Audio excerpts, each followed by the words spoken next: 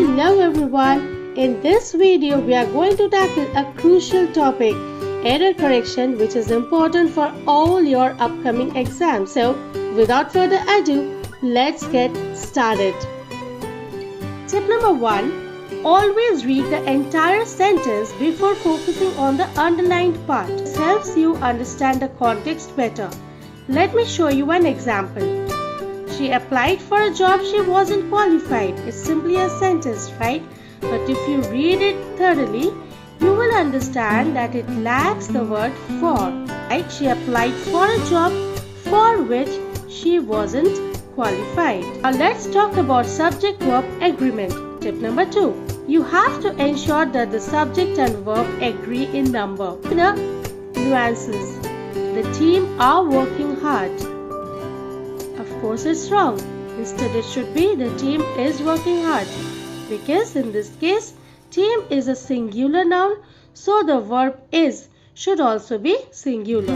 Moving on to tip number 3, which is all about pronoun usage. You have to ensure that pronouns match their antecedents in gender and number. See the examples. Here each student is singular, so the pronoun his or her should also be singular. Number 4 deals with verb tenses, and this error is very common. If you get the question like she will visit last weekend, of course you should change it and you should make it she visited last weekend. In this case, using will implies a future action, but we are referring to a past event. And we have to maintain consistency in verb tenses throughout the sentence. Next up is tip number 5, focusing on correct placement of modifiers. Observe these sentences and you will find that something is wrong there.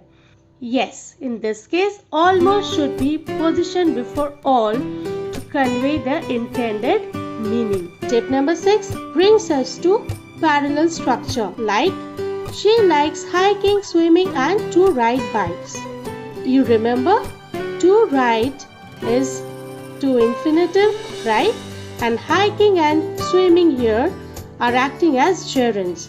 So you should use either of the structure for the entire sentence. So the correct sentence would be she likes hiking, swimming and biking. Let's move on to tip number 7, reminding us to pay attention to article usage. If the question is I saw an interesting movie yesterday, of course you have to change a to an, right? Because interesting starts with a vowel sound, so an should be used instead of a. Step number 8 involves checking preposition usage. You have to verify correct preposition usage in relation to verbs or adjectives. Like she is good in mathematics is wrong. Instead, you will just change into at and write she is good at mathematics. Tip number 9 ensures logical use of conjunctions, where you have to check if conjunctions are connecting the ideas logically. Like she enjoys playing tennis and not swimming. Is it correct? Let's read the next. She enjoys playing tennis but not swimming. In this case, the conjunction but correctly contrasts her enjoyment of playing tennis with her lack of interest in swimming. Tip number 10 guides us in making correct comparisons. This is the most unique item I have seen, or this is the most unusual item I have seen. In this case, unique implies one of a kind. So using most is redundant. Clear? Moving on to tip number 11, you avoid using double negatives in a sentence. Like, I don't need no help. Wrong. Instead, you should replace the word no with any. I don't need any help, because don't already expresses negation. So, no is not needed. Tip number 12 highlights the importance of idiomatic expressions. Like, he is not accustomed with the new system. he is not accustomed to the new system. What's wrong here? Well, to know that you have to be aware of common idioms and use them correctly. In this case, accustomed to is the correct idiomatic expression. Tip number 13 emphasizes choosing the right word based on context. If you get the question, the effect of the medicine is immediate, you just have to change the word affect to effect, because in this case, effect is the correct word to convey the intended meaning. Tip number 14 reminds us to avoid sentence fragments like although tired.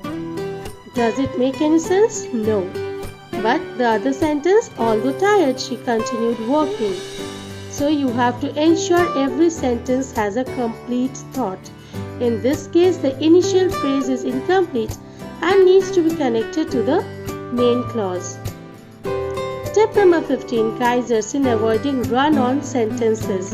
She likes pizza, she doesn't like burgers, full stop, and there is nothing in between. And you have to avoid connecting the independent clauses without proper punctuation. So in this case, a conjunction but or punctuation, a comma and conjunction is needed to connect the two independent clauses. Hence, the correct sentence would be, she likes pizza, comma, but she doesn't like burgers. Tip number 16 advises us to eliminate redundancy. It's simple elimination of unnecessary repetition of words or ideas.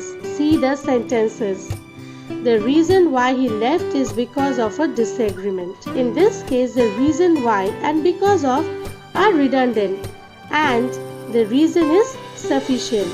So the correct sentence would be, the reason he left is a disagreement. As simple as that. Tip number 17 encourages us to vary sentence structures for better flow. She is a teacher, full stop, she is also a musician. Though the sentence doesn't seem wrong, but yes, it can be more dynamic and varied if written in the way she is a teacher and a musician. Moving on to tip number 18, which reminds us to use correct capitalization. This is very important. Many times I find my students writing their names starting with small letters. No, that's not correct. United States of America is a great country, of course but you should not use small letters in front of proper nouns, right?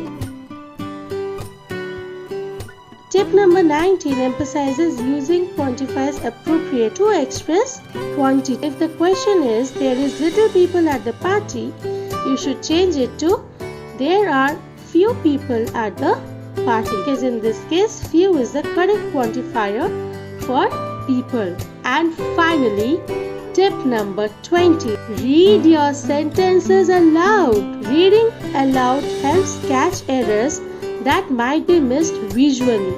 It's a simple yet effective way to ensure the overall correctness and fluency of your sentences. And there you have it, 20 golden tips and tricks for solving error correction questions. But that's not all. We are going to practice some typical questions in the next video. If you found this video helpful, don't forget to like, subscribe and hit that notification bell for more language tips. Until next time, happy learning!